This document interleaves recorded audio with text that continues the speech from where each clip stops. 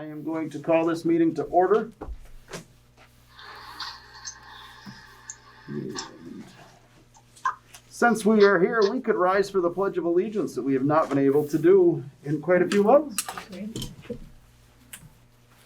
I pledge allegiance to the flag of the United States of America and to the republic for which it stands, one nation, under God, indivisible, with liberty and justice for all.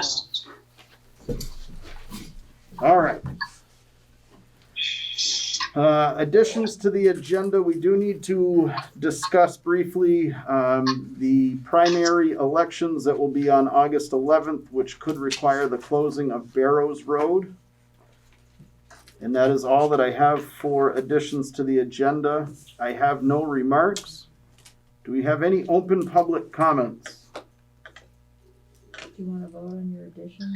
Oh yeah, I'm sorry. Let me go back. I would like to, I would entertain a motion for the addition, please. Mr. Chairman, I move that we authorize the closure of the Barrows Road on primary election day, August 11th, between the hours of 9 and 7.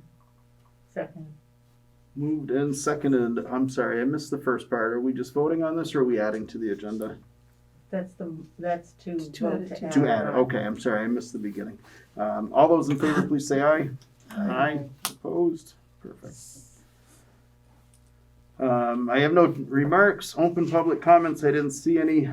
Guests, we have Maggie Tuck Sawyer with us. We have Brana, and we have, I'm sorry, who is this down here? Stephen John. Stephen John. Okay. I'll put the name up right, sorry. That's all right, thank you. And I do not see Seth Deyo on anywhere yet. Maybe he wasn't notified either. But we will, David Emery is joining us live here, and we have Mark Snow on Zoom.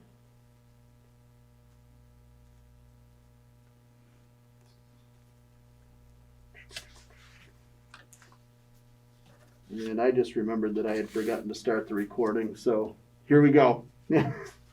Close enough. All right. So we have Mr. Emery here, and we have Mark Snow. Dave, you want to start? Sure, thank you, Mr. Chairman. Do you want me to stay here? You want me Yeah, to they go up? VCTV said you could stay right where you are. Okay.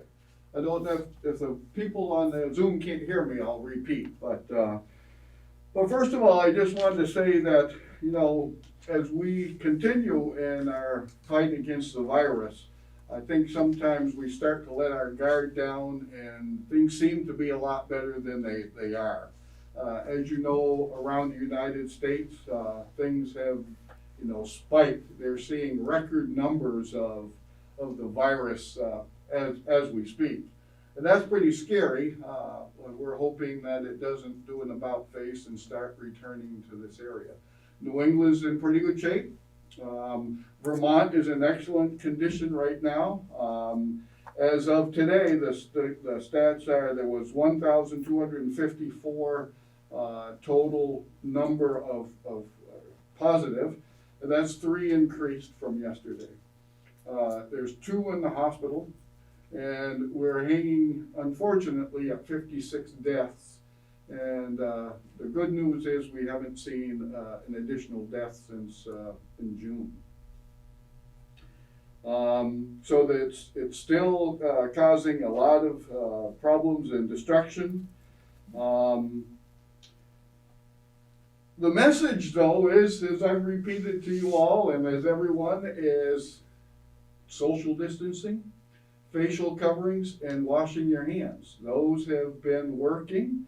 And there's a lot of new camps out there now of whether it's airborne and whether 6 feet is far enough, or 9 or 12, or I've even heard up to 30 feet. However, the CDC, everyone is still suggesting that what we're doing here is working, the mask and the 6-foot distancing. I think we'll see, we just came off a major holiday, and there was a lot of visitors to our state, and we'll see if that changes the numbers any as we go along. The numbers that we've talked about in the past few weeks, where there's been spikes, have been controlled. They're doing an aggressive system where they're looking for people where you've been, and I've just lost what I was going to say. Yes, the tracking has been aggressive and it's been successful. Vernon is in good shape. The vulnerable population, the nursing home, all of that is hanging status quo, as Mr. Sleeper says. And that's a good sign. And I'm sure you'll hear from the rec department, and they're doing an awesome job at the pool, and that seems to be a success at this point. School is still on a plan to open in August. Obviously, things change daily. That may or may not change, but right now, the principal, Mary Ross, there's plans for meeting with the parents, public, the parents, the principal, and the new superintendent. And I understand they're in the process of hiring a COVID-19 coordinator for the district. So I know the school has got some significant changes and plans. So with that, probably an important thing that we need to know for the next week is there's some significant heat that's going to be coming down on us. And the emergency management is, in the state, is putting out alerts because we could see 100 degrees for multiple days with high humidity.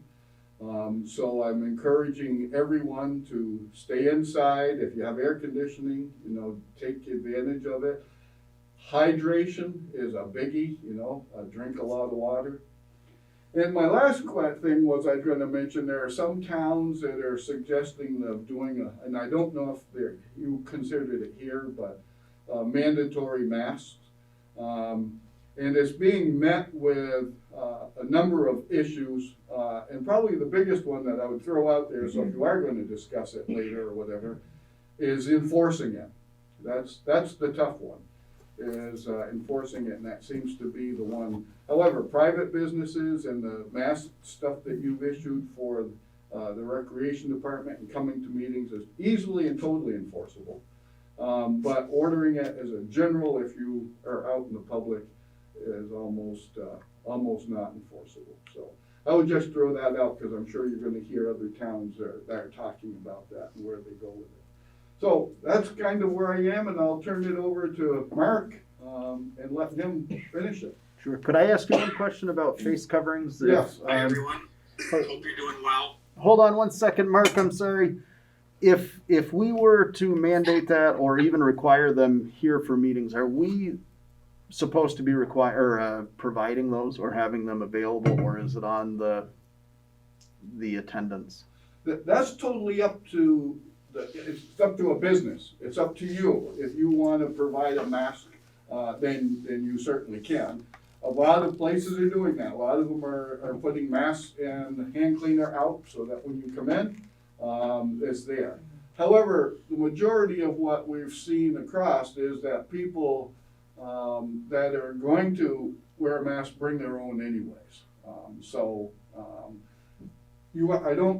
I haven't seen anything, maybe Mark knows, I don't think you're required to furnish them to them. Okay. I don't know that. I don't think you are. Okay. But Perfect. it's a nice gesture to have some on hand. Sure.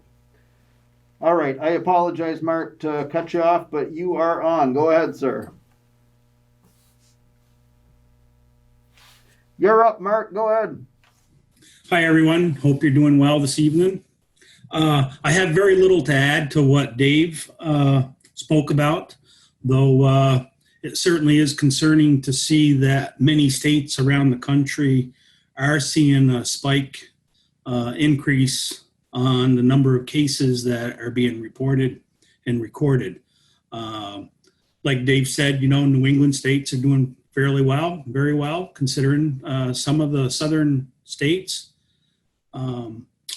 And I think that certainly Vermont's doing well, and Vernon is doing extremely well, as Dave pointed out. The clear message from the Vermont Department of Public Health is pretty simple and clear, like it has been since the beginning of the pandemic. The state's latest update indicates or states that people need to wear a face mask when they're around other people. They need to maintain their 6-foot isolation distance. People need to wash their hands frequently, and they need to stay at home when they're sick.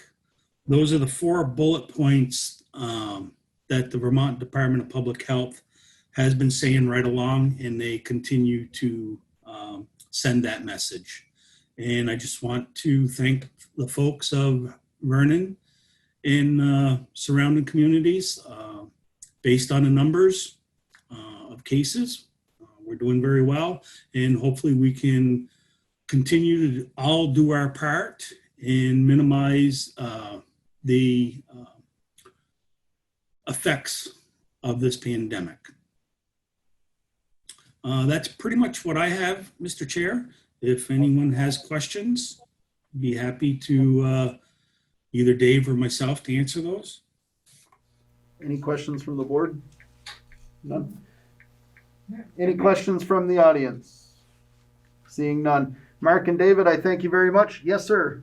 The only thing I say, don't hesitate to give either Mark or I a call. We're available, our numbers are posted, and if you have questions, call us and we'll get back to you with some sort of an answer anyways. Okay, perfect. Thank you. Mark, thank you, sir. Thank you for joining us. Thank you, and everyone stay safe. You too.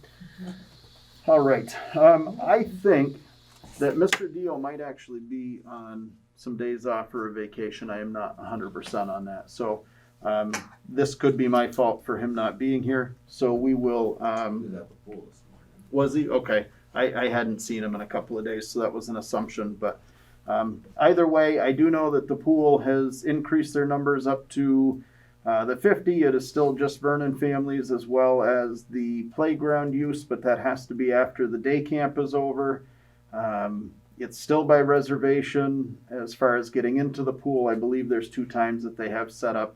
I don't believe that anything has changed from what we were updated on most recently by Seth at our previous meeting. So with that, we will move into the approval of minutes. Can you guys hear me on Zoom? A head nod would be yes. Okay.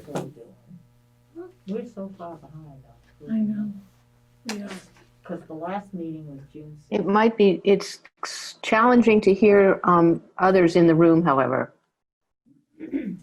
I wish that I could make that better for you, but I am not sure that I can.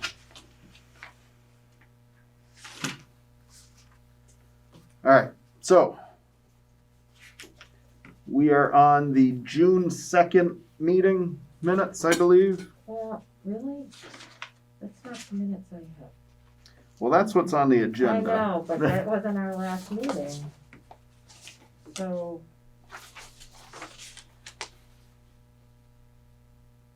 So I have the June 16th minutes, which say that we approved the June 2nd minutes already.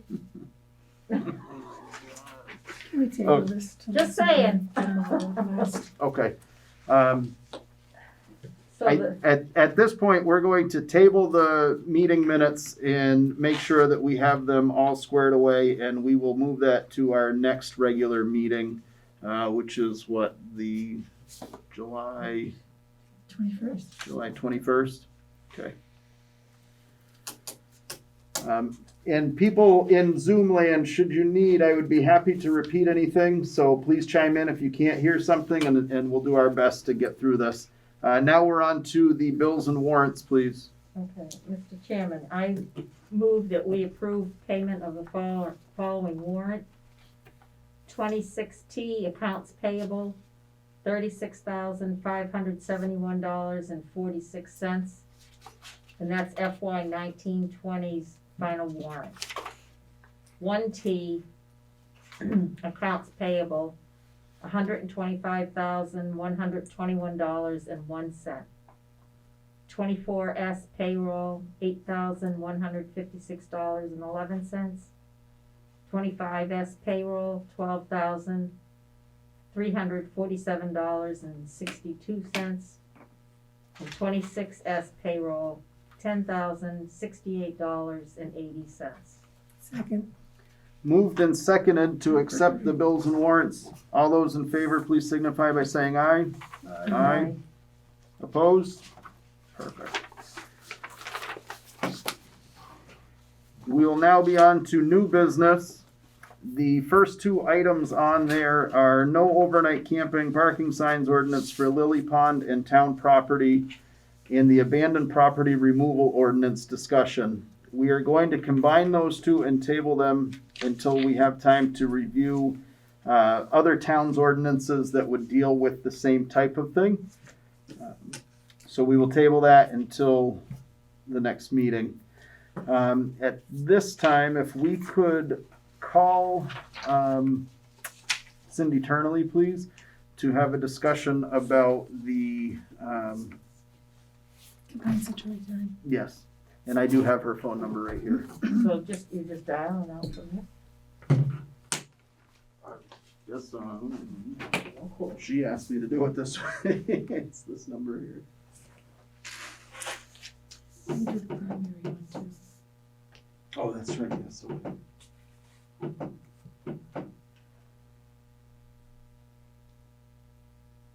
how do you get Put her that? on speaker.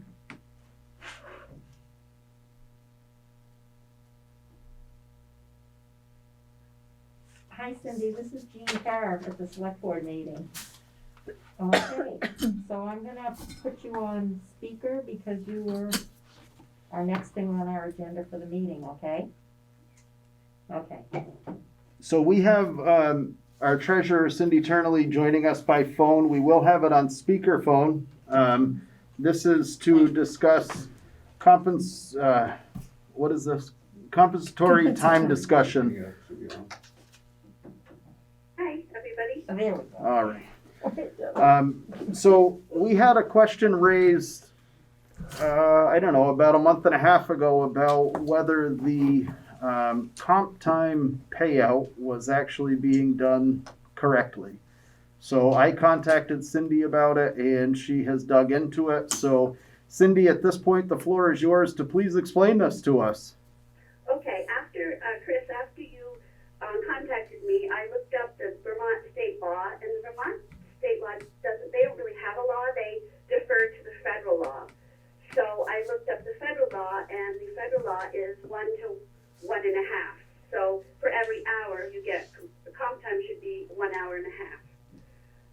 After I relayed this information to Chris, he asked me to look into it further to see how we got where we are with the town.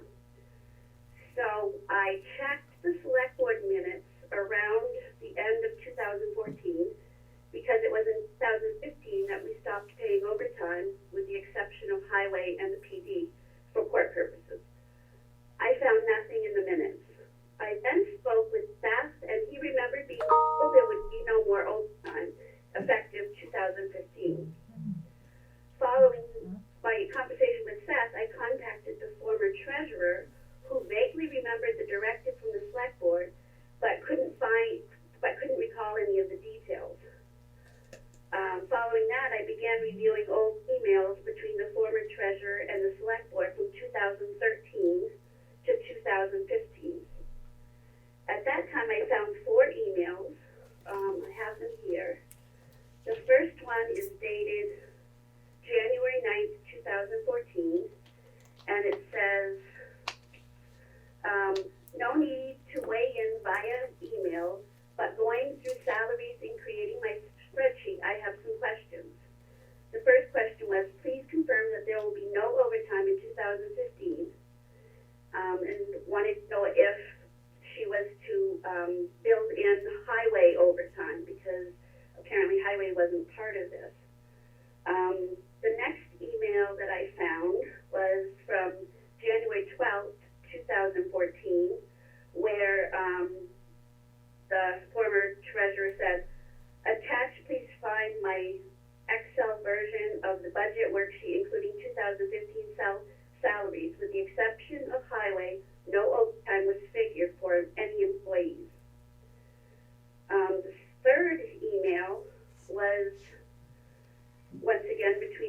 treasurer and the select board, and it says, just to reiterate, there is no overtime in the budget with the exception of the highway crew.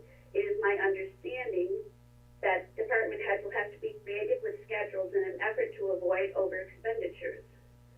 And the final email is actually between the former treasurer and the former sergeant of the police department, in which she says, the board has made clear that there is to be no overtime budgeted for anyone other than the highway department, so it is definitely bare bones. After I found those, I reviewed the minutes and found one reference from January 13th, 2014, and the only thing it says is no overtime without prior approval except for the exception of the highway department and court time for the police department.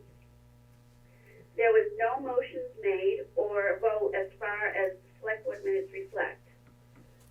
The people that were on the board at the time this happened was Patricia O'Donnell was the chair, Christiane Howe was the vice chair, Jeffrey Dunkley, Sandy Harris, and Janet Rasmussen. I'm not sure if Sandy or Jeff want to provide any insight if they remember any of this going back, but I found nothing with regard to how it was going to be compensated, and I found no motions that were made. So that's where I'm at right now with this. I spent quite a few hours working on this, and I find nothing in the minutes that,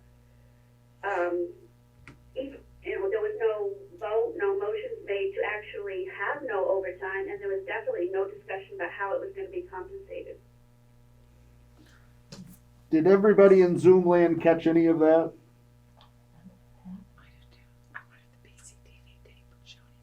They're all muted. Did anybody hear any of that? They're all muted. No, no. Okay. I heard Cindy, but I didn't hear what you said. Okay, yep, that's all. I wanted to make sure you heard Cindy. That was all. Yeah. Sandy, do you have anything to add to that, or I any? do remember that very clearly. I would like to look at the BCTV tape of that meeting. Okay. But I do remember that. Okay. So what would the board's pleasure be at this point? Do some more investigation on our end?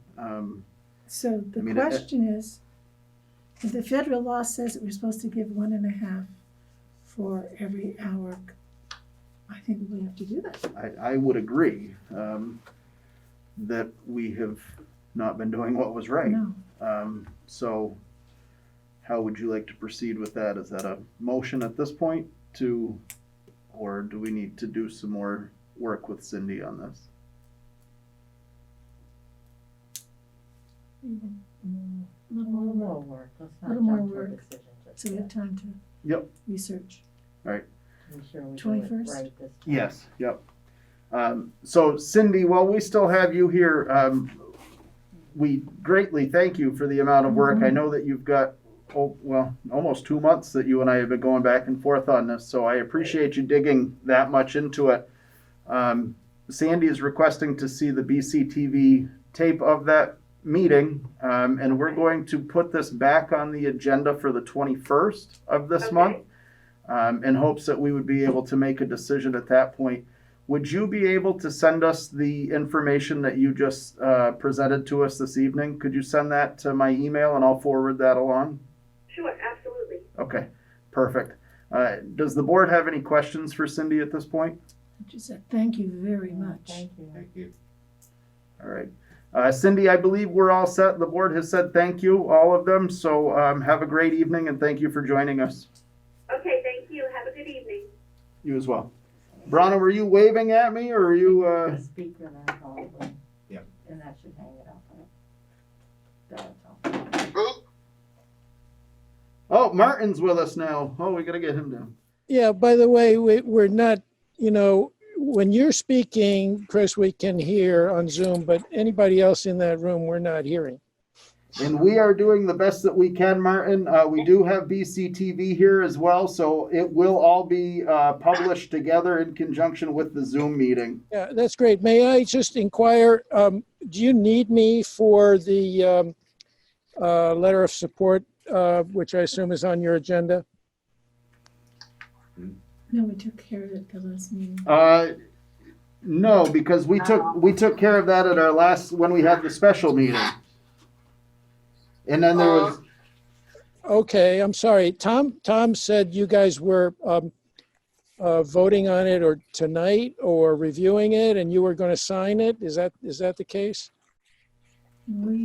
I signed it for you yesterday, Martin, and Good. so That, as long as somebody sends it to me in the morning, I'll be happy. Thank you. Martin, if you don't see that by 10 o'clock tomorrow, would you shoot me an email and I'll come down and make sure that you get it? Yeah. Okay. Thanks very much. Sorry to All right, interrupt. thank you. No, you're fine. All right. So that's that. And again, under new business, we need, I would take a motion for the Barrows Road. For anybody that's wondering, we had a discussion last night, and for the August primary, we're going to turn this into a loop, I guess. So they'll pick up a ballot at one end, they'll drive to the other end after they've selected their choices, and that will go through the ballot reader. And we had suggested last night that Barrows Road be closed for safety. The people that live at the old Grange building would still have access to their driveway. It would not impede that at all. But closing it so that we could turn it into a full circle if needed and increase parking should that need arise. Mr. Chair, I move that we authorize the closure of Burroughs Road on August 11th between the hours of 9 to 7 to allow for outside voting. Second. Moved and seconded by Ms. Carr to close Barrows Road on August 11th for the primary elections. All those in favor, please say aye. Aye. Opposed? All right. Old business. At our last meeting, it was discovered that our fire department does not have a lawnmower. They have been utilizing some of their members to take care of that with their own personal equipment. I have no objection to them using their personal equipment as long as they know that we are not fixing that. But I think that the fire department should have their own lawnmower that they could use for in the event that one of those people is not available with their own equipment. Any discussion, questions, thoughts? I think we gotta get them one. I wish they bought that before the fiscal year ended, Mm. because I think they Turn some had the money in their new equipment. But yeah, I would say they should have something there. They're not talking about a riding mower, are they? I'm thinking a $160 Walmart push mower so that there is something there in the event that somebody doesn't show up. It's hard for us to want that place mowed and not provide them with a lawnmower. Right, I mean, there isn't really that much there to need a rider, No, I don't believe so. so, yeah. I mean, I would say, I would think that $300 would be, yeah. So where would that be out of there? Well, they have, new replacement equipment line item that gets funded with, well, last year was $13,000. I'd have to look at the town report.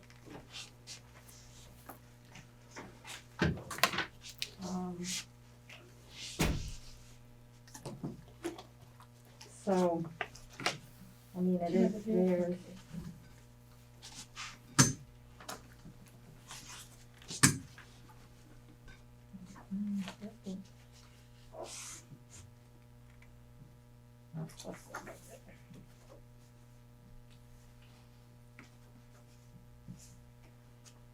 Fire. And they were funded with $13,000 again. So that, yeah. Did they buy any of that new equipment with it? I remember the one meeting they bought new machines, life support machines. Yeah, I think, what did they use that, where did that money come from? I remember the life packs, but I don't remember what that came out of. Those That life came packs out of are the in capital plan. Yeah, yeah, That's huge. Yeah. That was a huge amount of money. Yep. They were just in this warrant, there was some equipment. I wish I could remember what it came from. But I saw there was license plates and I saw some, coats or something. yeah, or- some, So But this is a new year. it's a new year now, and they've replaced quite a bit last year in terms of boots and helmets and coats, so I think they could take a lawnmower out of that. Or the company could buy it.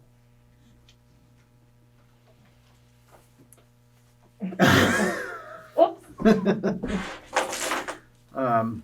So, because it says new equipment, so. So at this point, we're essentially just going to be making a Chris, I strong, have a question. hold on, we're going to make a strong recommendation that they buy it with their budget? Yeah. Yeah, Okay. for what you're talking about, I would think so. And should we put a cap on there so that it does not end up being a riding lawnmower? Who takes care of the field out back? Right now, George Pond is the one that's taking care of the mowing for us. That's part of the, fire department property? Yes, yep. Oh, I should've looked at that one closer. Is that a lot out there? I I mean, used to mow more than that as a kid, mow a push lawnmower. yeah, I think that, Good exercise?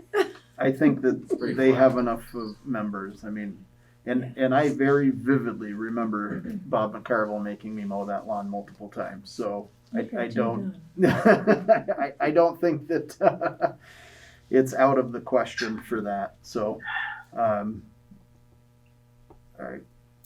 So I would make a motion that we recommend the fire department purchase a push lawnmower not to exceed $300. Second. Moved and seconded, all those, oh, I'm sorry, before we do that, Brana, you had a question, I'm sorry. Yeah, I had a question, Chris. Yeah. I'm gonna be a cranky Yankee here, okay? To me, that's not fire equipment or emergency equipment, and they have a fire department association. Why can't the fire department association purchase this for them? That's what I said, fire company. That's what Gene said. Gene did recommend that would come from the, Company. the fire company funds, which would be fundraising funds. So, Right. yes, so we will make that suggestion, and I would amend my motion to read such that we,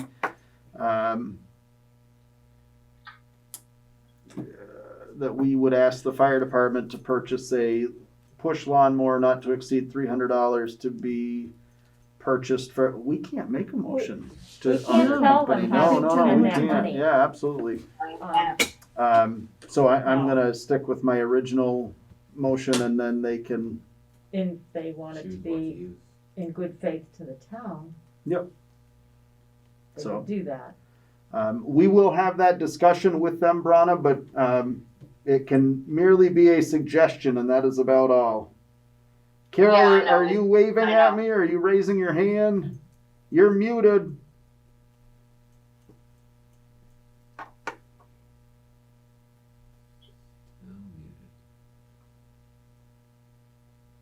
You know. Is there a motion or not? Yes. Yes, so the motion is to suggest to the fire department that they purchase a push lawnmower not to exceed $300. And that was seconded by Gene Carr. So you're making a motion that you suggested. I think you said recommend. Recommend. Why don't you just suggest it to them? Why do you have to make a motion? I mean, I don't mind writing it down. That's perfectly okay. But it just seems kind of unnecessary. To use that line item. I guess in a way it's from Gene, she's saying I don't that it's, Gene, Yeah, of course it's your fault. It's not mine. That essentially we're just giving them the permission to spend out of that line for something that wouldn't generally be fire equipment related. I don't know if that makes sense, but the original motion that I made, Carol, was that we recommend they purchase that out of those funds. Okay. Alrighty. Okay. So all those in favor, please say aye. Aye. Opposed? All right. Under old business, we had existing ordinance review and enforcement. This is our ordinance book, and with the help of the clerk's office, they're going to be making additional copies of that book so that each of the board members can have that so that we can review the ordinances and make sure that they're fitting to the town and moving forward that's just, it makes sense. We still have some ordinances in there that have not been revisited in quite a while. So that's where we're at. So we will table that until the first meeting in August to give everybody a chance to look through that book and be organized and come up with their suggestions. So everybody in Zoom land knows we are being joined by our assistant fire chief and our fire chief as well. So we have two new guests here. And Brana, at this point, we are up to you with the discussion and decision of joining the Broadband district. So I will turn it over to you. And I will introduce to everybody Stephen John from Marlborough. He's the vice chair of the Deerfield Valley CUD standing for Communications Union District. Last time you met, it was the night before Brattleboro Selectboard was to decide whether or not to join DVCUD, and they did. So now you have, I think, 13 members. Correct. And so I sent you several, at least twice, all the select board members should have the background information. And really now it's up to you. You've reviewed them. If you have questions, Stephen or I, especially Stephen, can answer them. Yep, that's what I'm here for. Are there any questions? Any questions from the select board on the CUD? Jean? No. Sandy? Michael? Already did my homework. Jeff? We have no questions. Well, okay, I welcome you if you vote to the affirmative, and you'll be the 15th member of the Deerfield Valley Communications Union District if you so vote. Make sure that your motion includes the name Deerfield Valley Communications Union District as the official name of the entity that you're joining. It's a municipal entity under the state law now, with only one purpose, and that is to expand broadband coverage and accessibility for all in our member towns. I would add one piece of information. You're 15th because Londonderry voted last night at a board meeting that I attended. And so on the July 15th, whomever you appoint as representative and the alternates, the representative will be the voting member of the governing board at our meeting on the 15th after the other members approve your admission, which I'm sure will be unanimous. Welcome. Thank you.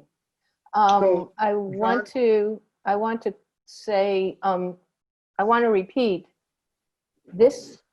When Stephen says it's a municipality, he means it's an organization, an entity similar to Wyndham Southeast School District and the solid waste. But unlike those, it costs nothing to enter and nothing to leave. Right. Yes, and you can leave by a simple vote of the select board. Now, I'm sorry. No, that's not what the law reads. So, Hard time hearing me? no. not you. It has, they have to. They have- So you said it's a simple vote of the select board, and I thought that your board had to vote us out if we so choose. So Vermont law reads. Oh, well, that's a pro forma. We can't serve member towns that aren't happy with the service. This is only a one-purpose operation regarding broadband, and I think this is a great control over the board. No one wants to see, we won't succeed if we get smaller, or at least it'll be more difficult. So it's Right, but I need to make sure that we're on the same page here. You're saying that it's a vote of our select board to exit this group, but the state law says that it is entirely up to your board to let us leave this group. And I would like some clarity on that. I understand that the board does a pro forma about leaving a town leaving.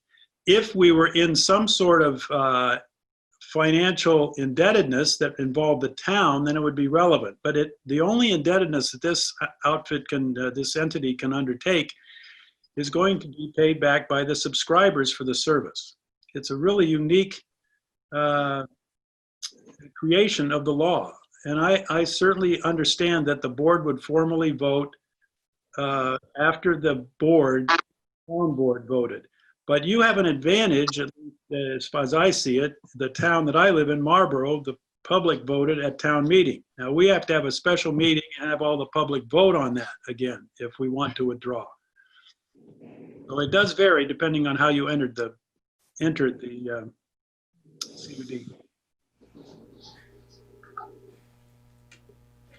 So if we wanted, if we chose to leave the group, and how would that affect I'm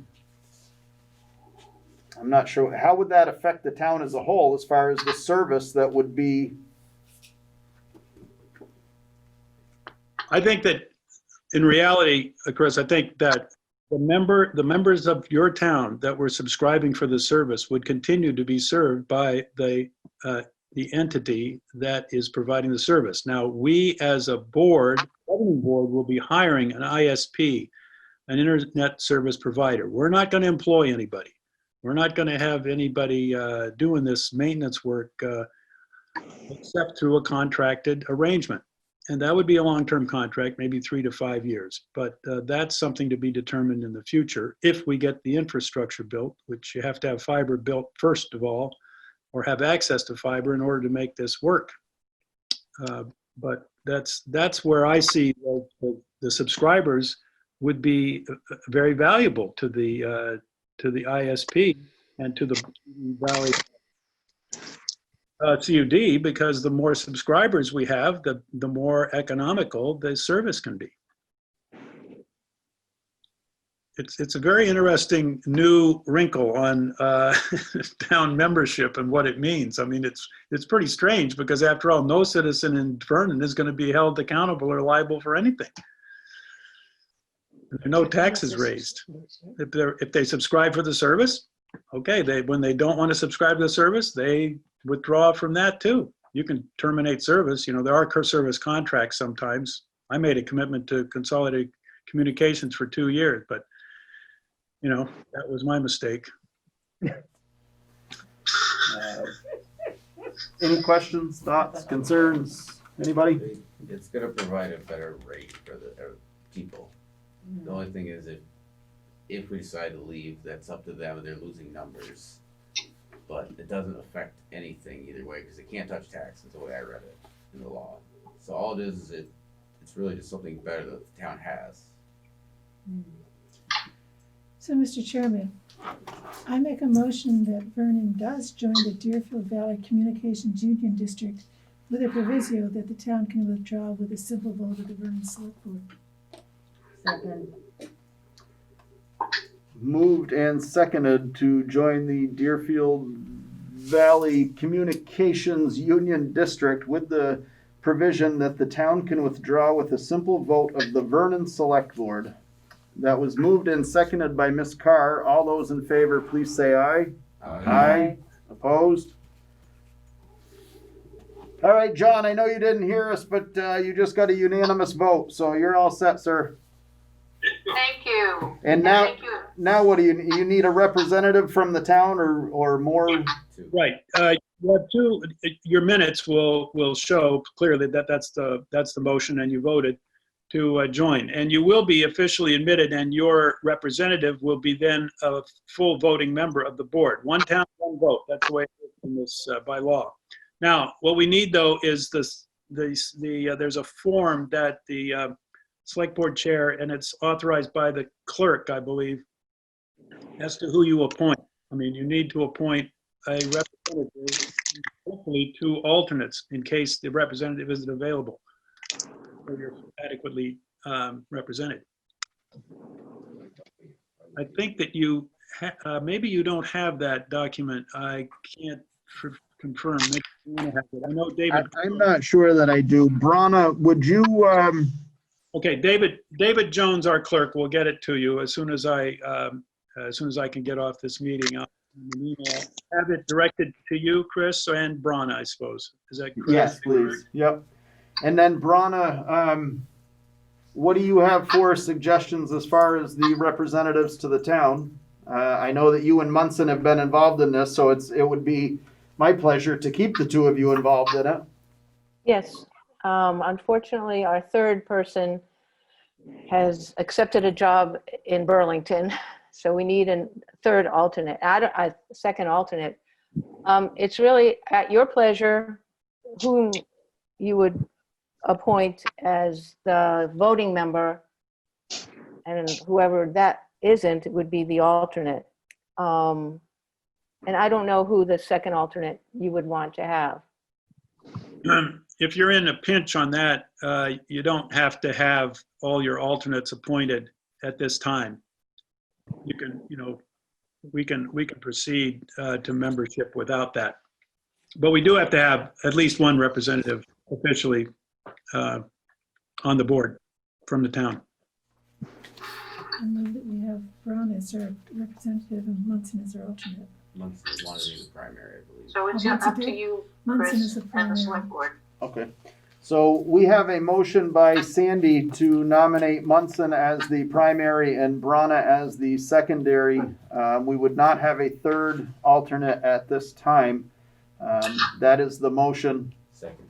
Moved and seconded by Mr. Root. All those in favor, please say aye. Aye. Opposed? All right, so John, as soon as I get that, we'll get that filled out and we'll get that sent back over to you. Thank you so much. All right, thanks for joining us. Okay, well, it was a pleasure. Enjoyed your meeting. Thank you so much. Bye-bye. Thank Right. you. Thanks, Brana. You're Thank you. welcome. I'm going to leave. Okay. That was all of that. So at this point, we would be looking to go into executive. If we could go in with the assistant chief first, please, and then we will come back out. Chris? Yes. Good. All right. Were there 2 motions, one to appoint and one to join? Yes. Okay. Who made, was it Sandy also to join? Yes. Okay.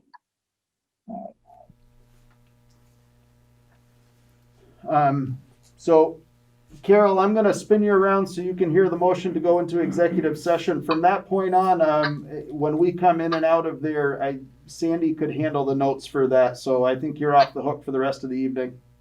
That sounds lovely. All right, thank you. Yo, me, Carol.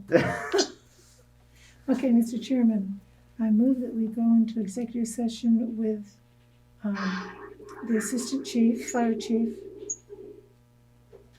on the appointment or evaluation of a public officer or employee, 1 VSA 3133A3. Second. Do we want Maggie in?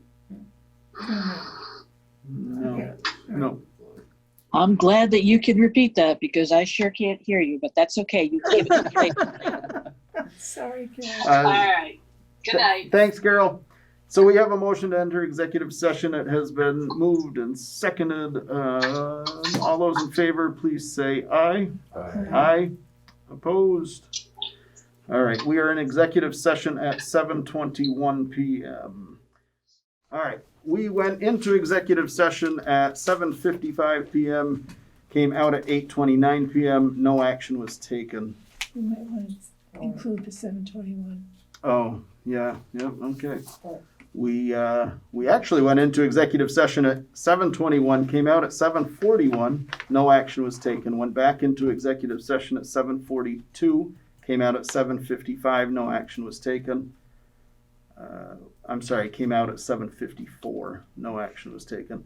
Went back in at 7:55, out again at 8:29, no action was taken. We don't do much. Yeah. Public participation on non-agenda items, seeing no public. The upcoming meeting that we have will be July 21st. No, yes, I'm in the wrong one. July 21st will be our next regular select board meeting. Correspondence, all that happy stuff. I gave you guys a packet. There's some stuff in there that Warrants looking at. There's some ordinances from surrounding towns. We are waiting on a few more. That is in relation to the parking ordinance that we'll be discussing.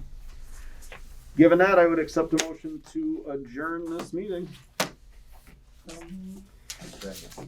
Moved and seconded to adjourn our meeting. All those in favor, please say aye. Aye. Opposed? We're adjourned.